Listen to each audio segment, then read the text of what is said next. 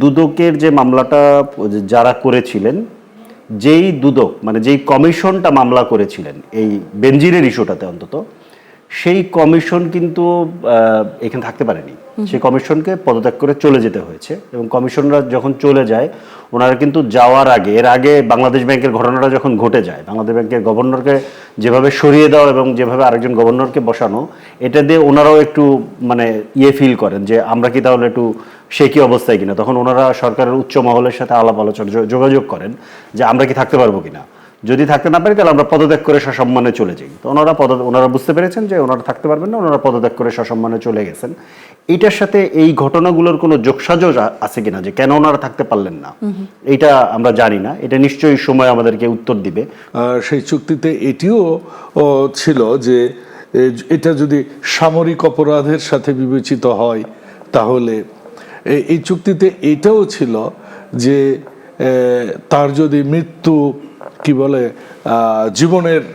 জীবন নাশের আশঙ্কা থাকে, তারপর তাকে যদি আমরা রাজনৈতিক আশ্রয় দিই, এসব ক্ষেত্রে ভারত এটা সিদ্ধান্ত নিতে পারে। চুক্তিটি অবশ্যই রেসিপ্রোকাল হয়নি।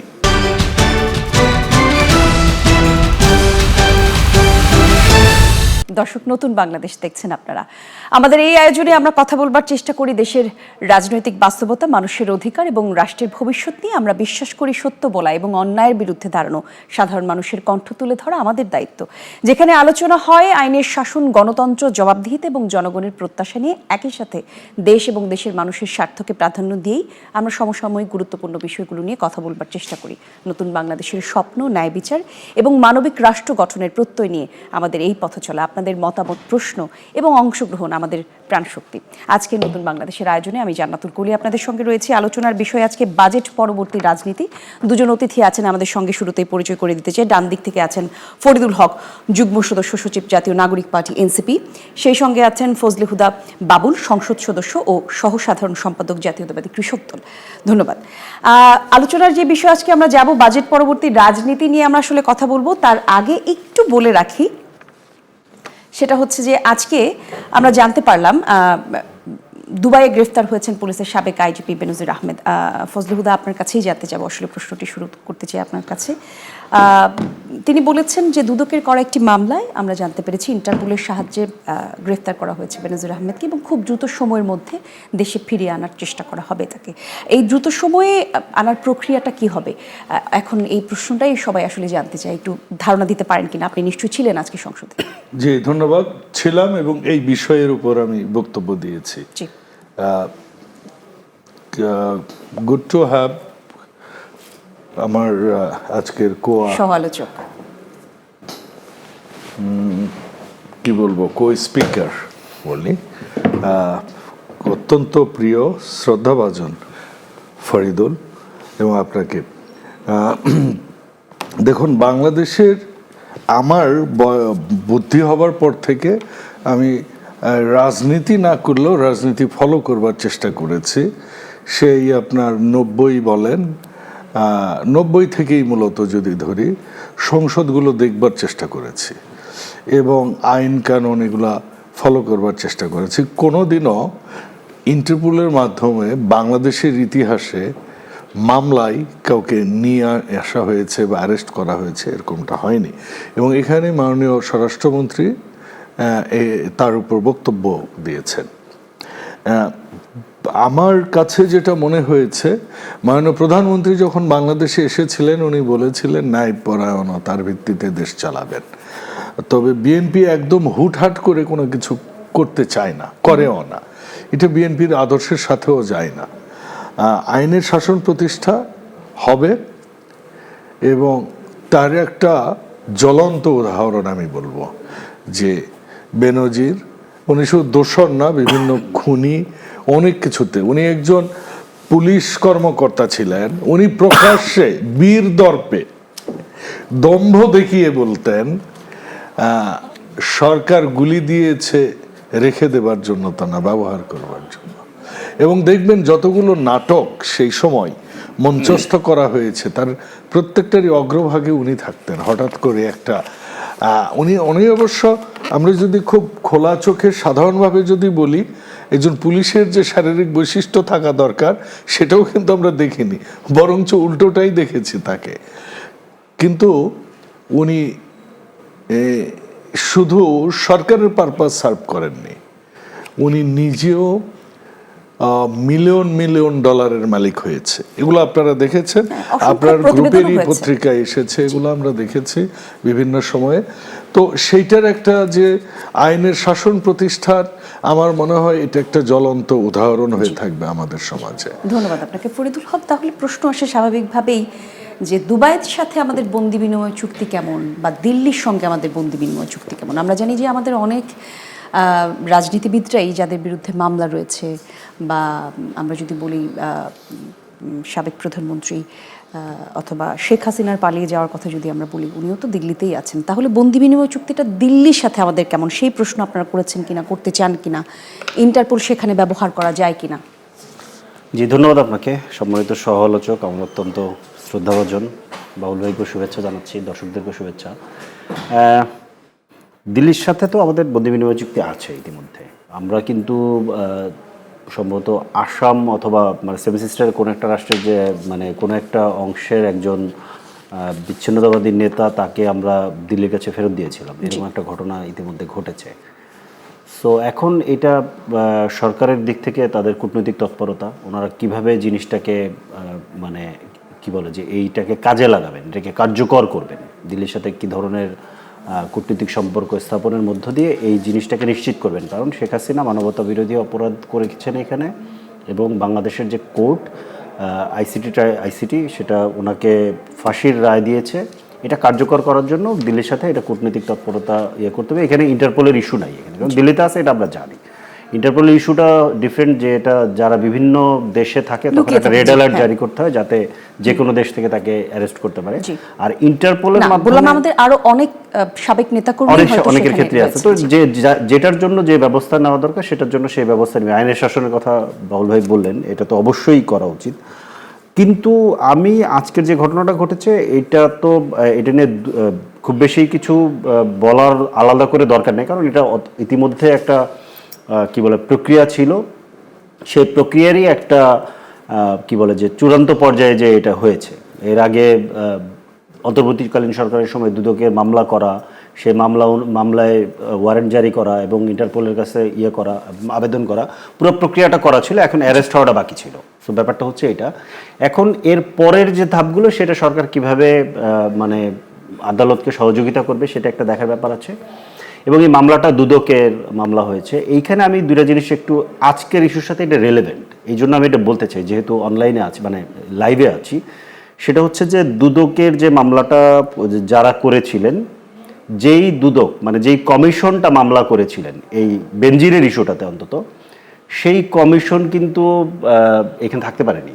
সেই কমিশনকে পদত্যাগ করে চলে যেতে হয়েছে। এবং কমিশনরা যখন চলে যায়, ওনারা কিন্তু যাওয়ার আগে, এর আগে বাংলাদেশ ব্যাংকের ঘটনাটা যখন ঘটে যায়, বাংলাদেশ ব্যাংকের গভর্নরকে যেভাবে সরিয়ে দেওয়া এবং যেভাবে আরেকজন গভর্নরকে বসানো, এটা দিয়ে ওনারাও একটু মানে ফিল করেন যে আমরা কি তাহলে একটু সে কি অবস্থায় কিনা। তখন ওনারা সরকারের উচ্চ মহলের সাথে আলাপ আলোচনা যোগাযোগ করেন যে আমরা কি থাকতে পারবো কিনা, যদি থাকতে না পারি তাহলে আমরা পদত্যাগ করে সসম্মানে চলে যাই। তো ওনারা বুঝতে পেরেছেন যে ওনারা থাকতে পারবেন না, ওনারা পদত্যাগ করে সসম্মানে চলে গেছেন।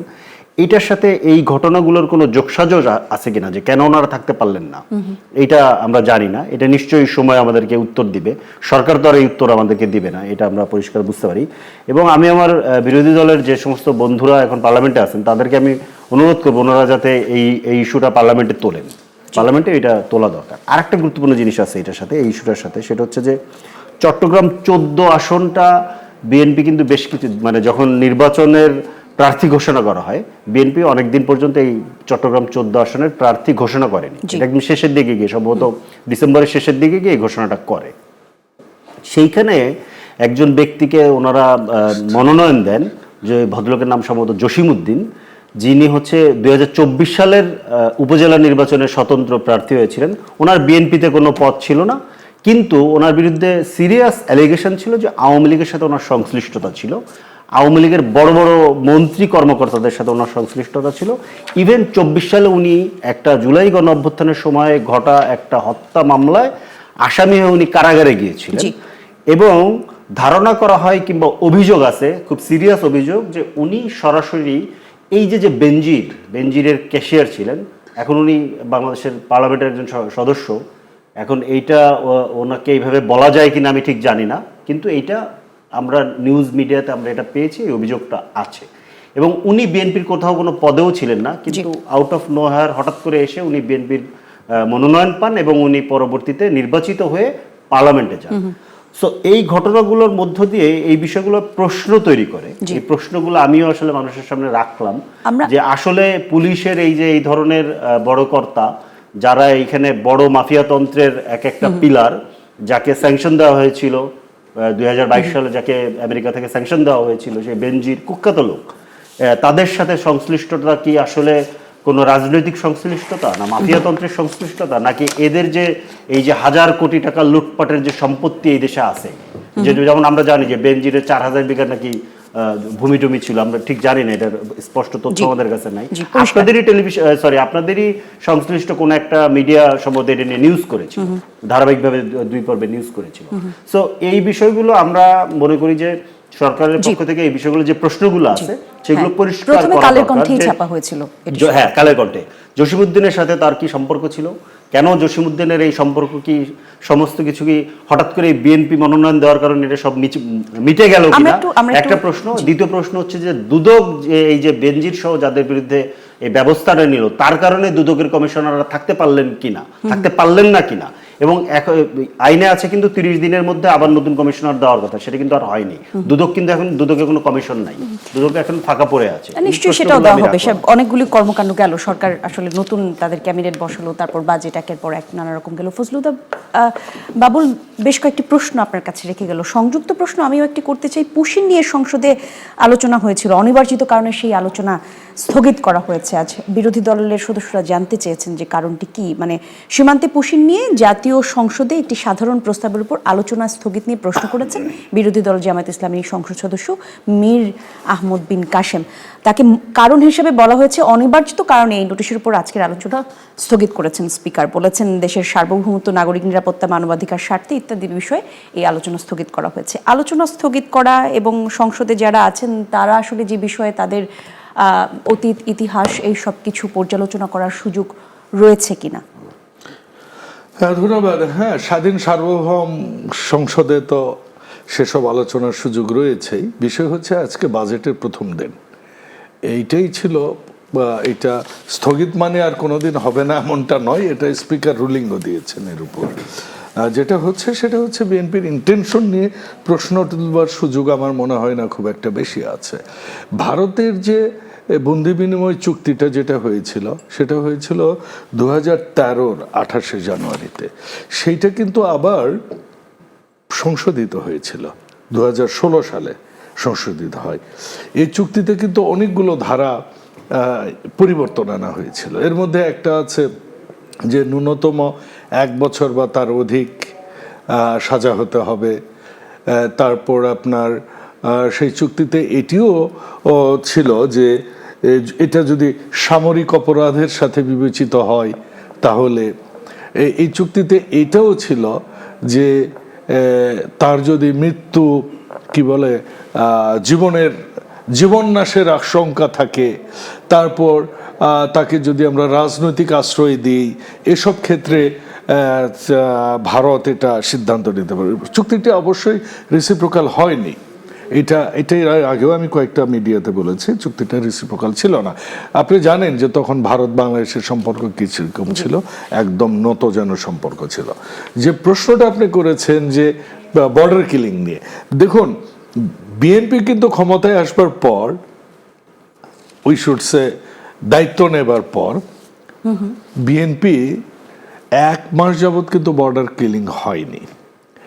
যেই দিন বিএনপি পদ্মা ব্যারেজের প্রকল্প পাশ করে, মানে যে কোনো আলোচনা প্রসঙ্গ করলে ওই দিনই কিন্তু বর্ডার কিলিং, নাম্বার 1। নাম্বার 2, আপনি দেখবেন যে বর্তমান যিনি আসলেন, আমার মনে হয় যে আমেরিকা এবং যুক্তরাজ্যের পরে এই প্রথম কোন দেশে তারা একজন রাজনৈতিক অ্যাম্বাসেডর পাঠালেন, এবং উনি পায়ে হেঁটে আসলেন।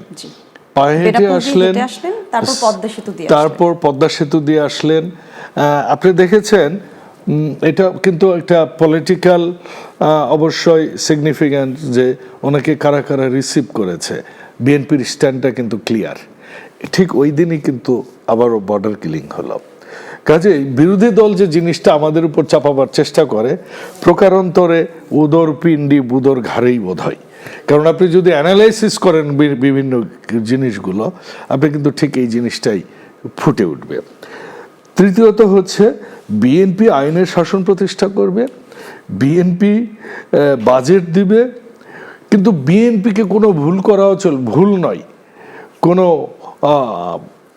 কি বলবো যে একটা ভালো কাজ করবে ওটারও প্রশংসা করা যাবে না। এখানে আমরা একজন দাগী আসামিকে আমরা ধরেছি, এটার জন্য কিন্তু শুভেচ্ছা কেউ দিচ্ছে না, অভিনন্দন কেউ দিচ্ছে না, উল্টো আরেকটা জিনিস নিয়ে আসা হচ্ছে। তাহলে শেখ হাসিনা আসলো না কেন? আরে ভাই 18 মাসে আপনারা শেখ হাসিনাকে নিয়ে আসতে পারেননি কেন? 3 মাসে আপনারা প্রত্যাশা করছেন কেন? আপনারা সবসময়ই একটা ভালো কাজ হলেই ওটের এগেনস্টে আরেকটা প্রশ্ন তুলে বসেন। প্রশ্ন তোলাটা স্বাভাবিক এবং আমরা অবশ্যই বিরোধী দলকে স্বাগত জানাই। প্রশ্ন গণতন্ত্রকে অবশ্যই সুসংগঠিত করে, কিন্তু সেই সাথে ভালো কাজের অ্যাপ্রিসিয়েশনও কিন্তু সরকার আশা করে এবং এটা দেশবাসীও আশা করে। আপনি দেখেছেন যে মাননীয় প্রধানমন্ত্রী কোন স্তরে যে উনি এই সাধারণ মানুষের সেবায় নেমেছেন এবং উনি কিভাবে আমাদেরকে বিভিন্ন কাজকর্ম করাচ্ছে। সরি, আপনার এখানে আরেকটা জিনিস আজকে হয়েছে, আমার যে পদবিটা এটা হচ্ছে আমি যুগ্ম সাধারণ সম্পাদক নয়, যুগ্ম সহ সাধারণ সম্পাদক নয়, যুগ্ম সাধারণ সম্পাদক বাংলাদেশ জাতীয়তাবাদী কৃষক দল। তো এইখানে এই যে জিনিসটা যে একটা ভালো কাজ করলেই হঠাৎ করে আরেকটা ইস্যু আছে, আমি তাদেরকে এটুকু আশ্বস্ত করতে চাই যে বিএনপি আইনের শাসন প্রতিষ্ঠা করার জন্য এবং বিএনপি দোষীদের শাস্তি নিশ্চিত করবার জন্য they will not leave a stone even. They will do, they are not the best, they will do the last level. ধন্যবাদ আপনাকে। That's আমরা for একটা sure. বিরতিতে যাব, বিরতির পর আবার আলোচনায় ফিরবো। দর্শক দেখছেন নতুন বাংলাদেশ, একটা ছোট বিরতি নিচ্ছি, ফিরছি একটু পর। আপনারা দেখছেন নতুন বাংলাদেশ। দর্শক, আলোচনার জন্য ফরিদুল হক এবং আমাদের সঙ্গে রয়েছেন ফজলে হুদা বাবুল।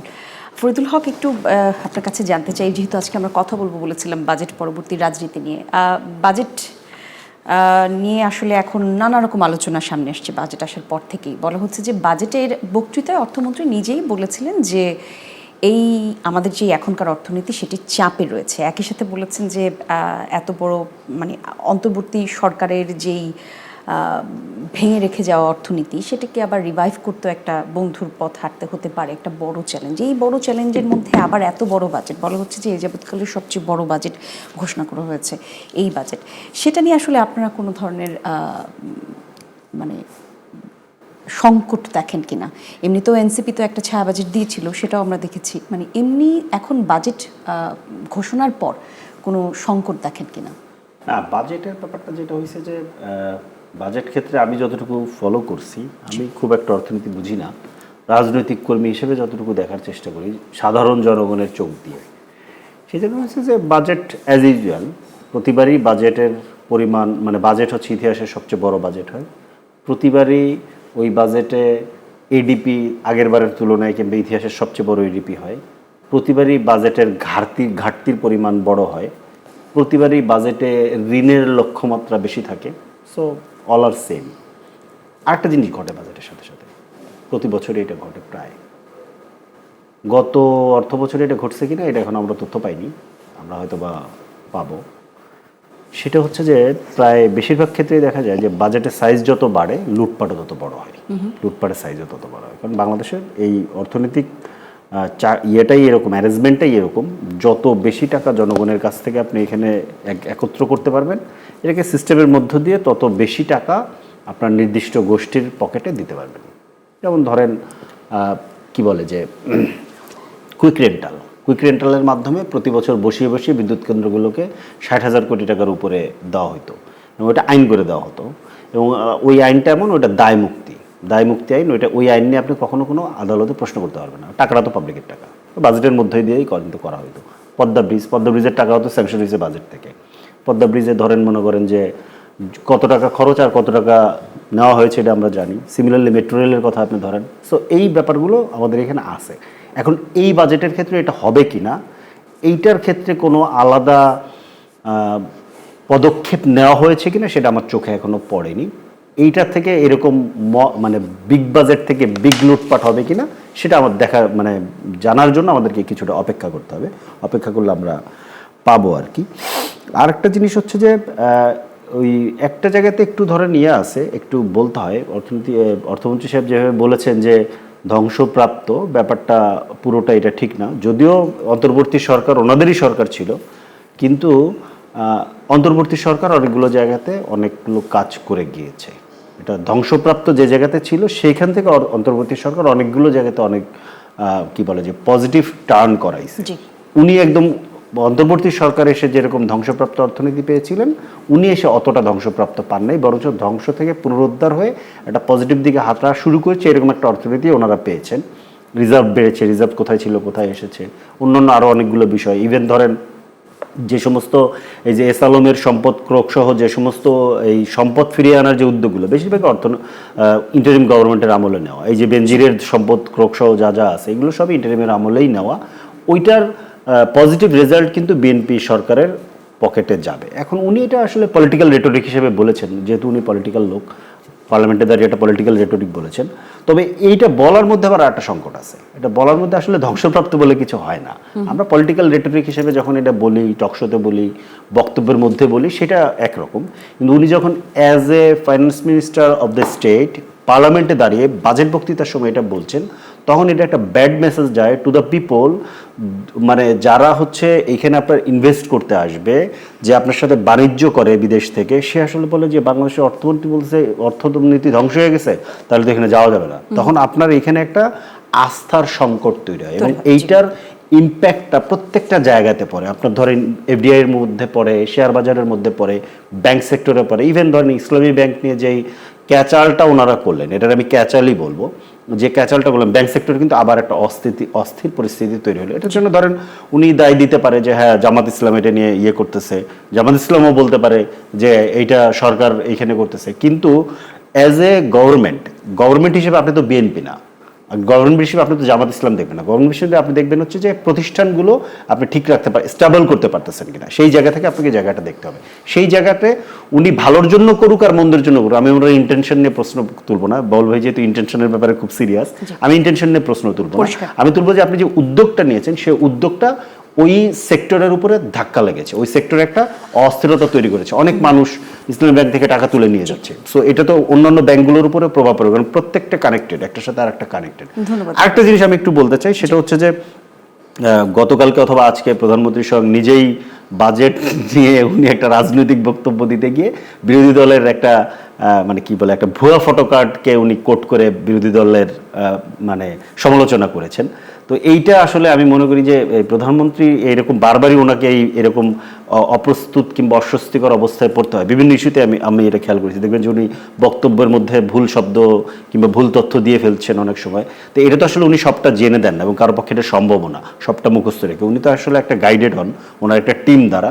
তো যেই টিম ওনাকে আসলে গাইড করে, এই টিম ওনার আরও রিভাইজ করা দরকার, যে এই টিমের মধ্যে যারা আইদার তারা দক্ষ না অথবা এরা ইচ্ছা করে একটা অন্তর্ঘাতমূলক কাজ মানে স্যাবোটাজ করতেছে, যাতে করে উনি এই ধরনের ভুল বক্তব্য দিয়ে একটা সমালোচনায় পড়েন। এটা কোনোভাবেই উচিত না। মানে উনি কেন একটা ফটোকার্ড ধরে বিরোধী দলের সমালোচনা ওনাকে করতে হবে? বিরোধী দলের সমালোচনা করলে আমার ধারণা আরও ব্যাপার আছে নিশ্চয়ই সমালোচনা করার, কিন্তু একটা ভুল তথ্যের উপরে প্রধানমন্ত্রী, কারণ উনি তো তখন রাষ্ট্রের প্রধানমন্ত্রী, আমি তো তখন ওনাকে বিএনপির প্রধান হিসেবে দেখি না, আমি তো রাষ্ট্রের প্রধানমন্ত্রী হিসেবে। ফজলুল হক বাবুল, বাজেটের পরবর্তী যে আলোচনা, নানা রকম আলোচনায় আমরা গেলাম, আপনিও নিশ্চয়ই শুনেছেন। বাজেট সম্পর্কে যখনই কথা হচ্ছে তখনই বলা হচ্ছে এত বড় বাজেট।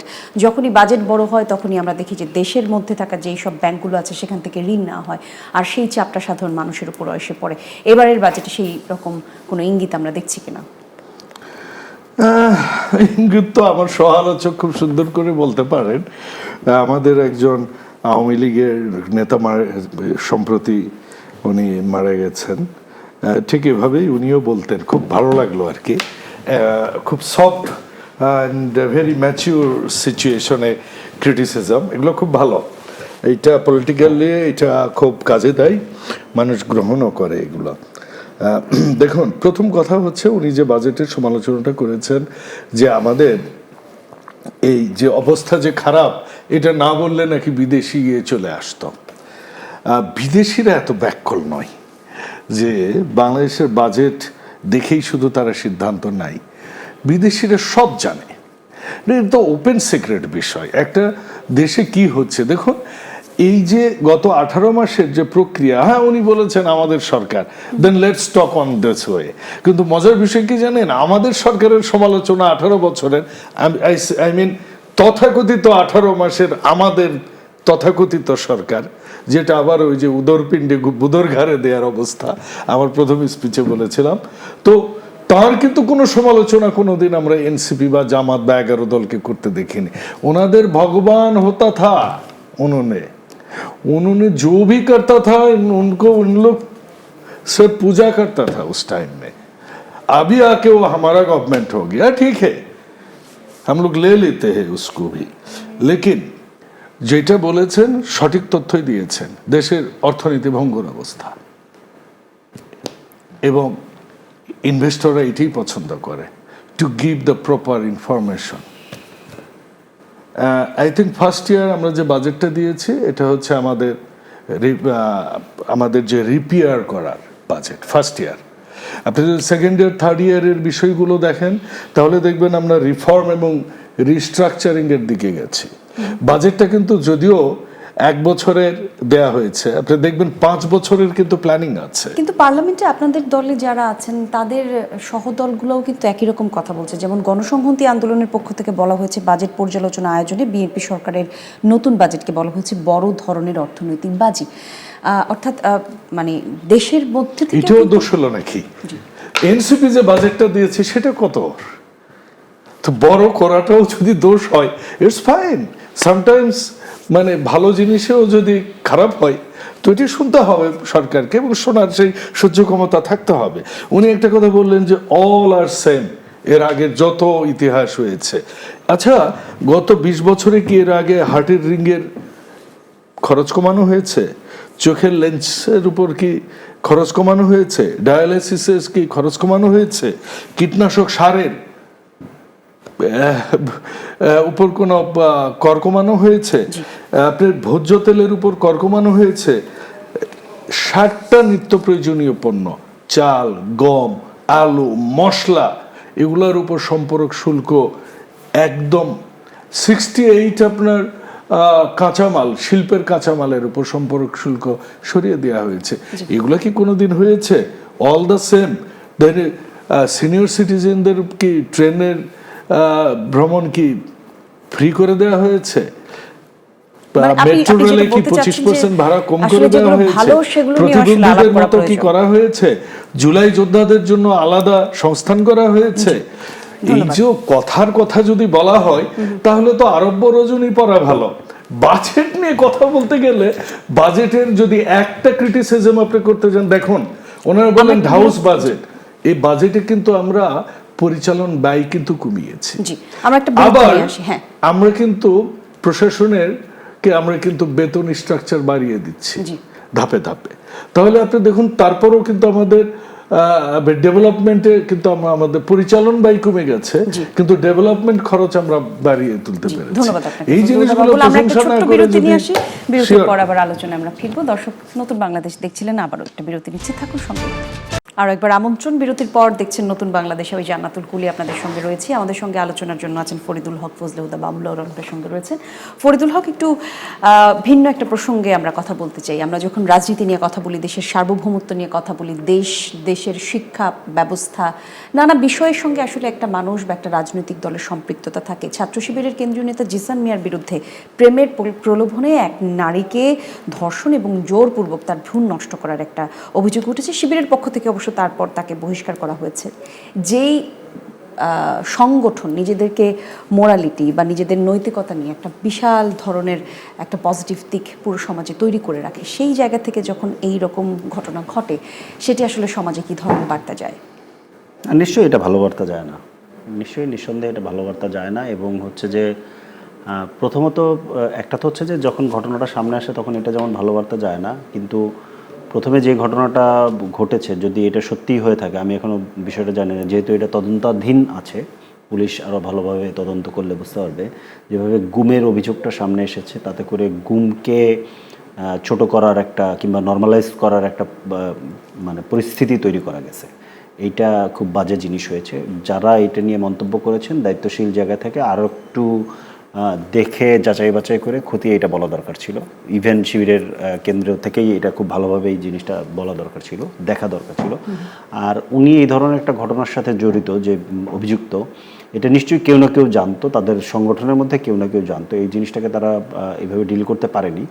এইটা দায়িত্বশীল একটা সংগঠনের জায়গা থেকে এটা খুবই বাজে একটা, মানে দুইটা দিক। এটা একটা তো হচ্ছে যে এই যে মোরালিটির যে জায়গাটাতে যে কোশ্চেনটা ক্রিয়েট করলো, এটা একটা বড় জিনিস, এটা একটা বাজে বার্তা গেল। আর একটা হচ্ছে যে এই গুমের যে ঘটনাটা যেটা মানে অভিযোগ করা হলো, সেটার পরে যেটা ভুল প্রমাণিত হলো আপাত দৃষ্টিতে, মানে ভুল মনে হলো আপাত দৃষ্টি, প্রমাণিত না, মনে হলো, তো সেইটাও যে ওনারা ডিল করতে ব্যর্থ হলেন, এই জায়গাটাও খুব একটা ভালো বার্তা আমাদের জন্য গেল না। তো শিবিরের মতো সংগঠনের জায়গাটাকে খুব দায়িত্বশীল ভূমিকা আমরা দেখতে এখন পর্যন্ত এই ইস্যুটাতে আমরা পাইনি। তো আমরা আশা করব যে ভবিষ্যতে ওনারা এই বিষয়গুলো নিয়ে খুব দায়িত্বশীল ভূমিকা নেবে। ইভেন আমি শুনেছি যে শিবিরের অন্য একজন নেতা সম্ভবত আরও একটা এই ইস্যুটাকে জাস্টিফাই করার জন্য একটা বাজে ধরনের বক্তব্য দিয়েছে, সেটা নিয়ে ঢাকা বিশ্ববিদ্যালয়ে প্রতিবাদও হয়েছে। এটাও আসলে কোনোভাবে মানে জাস্টিফাইড করার জন্য এই ধরনের জিনিস কোনোভাবেই কাম্য না। ধন্যবাদ আপনাকে। ফজলুল হুদা বাবুল, একই রকম প্রশ্ন আপনার কাছেও রাখতে চাই। আপনিও ছাত্র রাজনীতি করেছেন লম্বা সময়, আপনার অভিজ্ঞতা থেকে বলবেন 2 মিনিট সময়। দেখুন, এই বিষয়গুলো অনেকটা ব্যক্তির উপর আমি মনে করি, এটা দলীয়ভাবে দেখবার স্কোপ নেই। আপনার হয়তো আপাত দৃষ্টিতে মনে হতে পারে যে আমি কি জামাতের পক্ষে বলছি কিনা। এইটা জামাত যে আদর্শটা বলে, কেউ কেউ বলে তারা বিক্রি করে আদর্শ।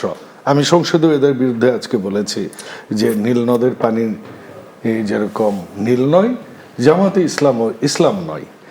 জামাতে ইসলামও যেমন ইসলাম নয়, ইসলামী ব্যাংকও এরকম ইসলাম ধারার কিছু নয়। আবার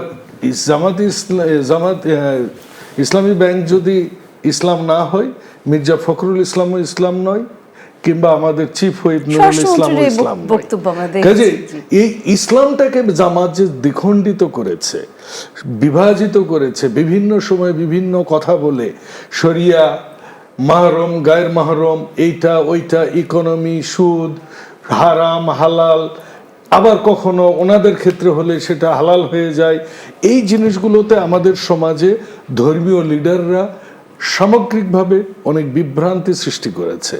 এবং সমাজে অস্থিরতার একটা অন্যতম কারণ হচ্ছে, দেখুন কোন পরিস্থিতিতে একটা দেশের ইমাম পর্যন্ত পালিয়ে যায়, তাও বায়তুল মুকাররমের মতো ইমাম। তো আপনি যদি এখন বিভিন্ন এলাকায় যেটা ওয়াজ মাহফিল আমরা বলতাম, কেউ কেউ বলতো এটাকে ইসলামী জলসা, এরপর এটা হলো সিরাতুন নবী কি, তারপর বললেন যে কোরআনের আলোচনা। কিন্তু দিন শেষে এই ওয়াজ মাহফিলগুলোতে কিন্তু দিনকে দিন লোক, আমরা যখন ছোট ছিলাম ওয়াজ মাহফিল হবে গ্রামে, 3 দিন থেকে কাজ করতাম, হুজুরের কথা শুনে আমরা কাঁদতাম, সকাল থেকে নামাজ পড়তাম, অ্যাটলিস্ট 2-3 মাস খালি হুজুরের কথা কানে বাজত, না নামাজ ছাড়া হবে না। কিন্তু এই যে সমাজের যে অবক্ষয়, আমি মনে করি ইসলামী লিডারশিপের জন্য দায়ী। পলিটিক্যাল লিডারশিপ যদি দায়ী হয়, সোশ্যাল লিডারশিপ যেমন দায়ী হয়, সোশ্যাল সমাজ যদি দায়ী হয়, রিলিজিয়াস লিডাররাও সমপরিমাণ দায়ী। এবং এই ক্ষেত্রে জামাতে ইসলাম অন্যতম ভূমিকা পালন করেছে। নাম্বার 2 হচ্ছে যেটা আপনি বলতে চাচ্ছেন, শিবিরের নেতা, হ্যাঁ জামাতের দ্বিচারিতা আমরা সব সময় দেখেছি। জামাত এক সময় ভারতের পক্ষে ছিলেন, জামাত আবার এক সময় পাকিস্তানের পক্ষ হয়ে নিয়েছেন, জামাত এক সময় এরশাদের সাথে ছিল 86-88, জামাত এক সময় আওয়ামী লীগের সাথে ছিল, জামাত বিএনপির সাথেও ছিল। এই যে দ্বিচারিতা, তারা এক এক সময় এক এক কথা বলে, সেটা আসলে সমাজের জন্য কাম্য নয়। তো এই জিনিসটা থেকে জামাতকে বের হয়ে আসতে হবে, একটা গণতান্ত্রিক ধারায় দেশের স্বাধীনতা সার্বভৌমত্বে বিশ্বাস করে এই দেশ গঠনে তাদের ভূমিকা রাখতে হবে। দুজনকে বেহেশতের টিকিট বিক্রি করে কিন্তু ভোট পাওয়া যায় না। একদমই তাই। ধন্যবাদ দুজনকেই। আর একই সাথে দর্শক যারা আমাদের সঙ্গে ছিলেন, ধন্যবাদ আপনাদেরকেও। আগামীকালকে এক সময় নতুন বাংলাদেশ দেখার আমন্ত্রণ জানিয়ে আজ বিদায় নিচ্ছি।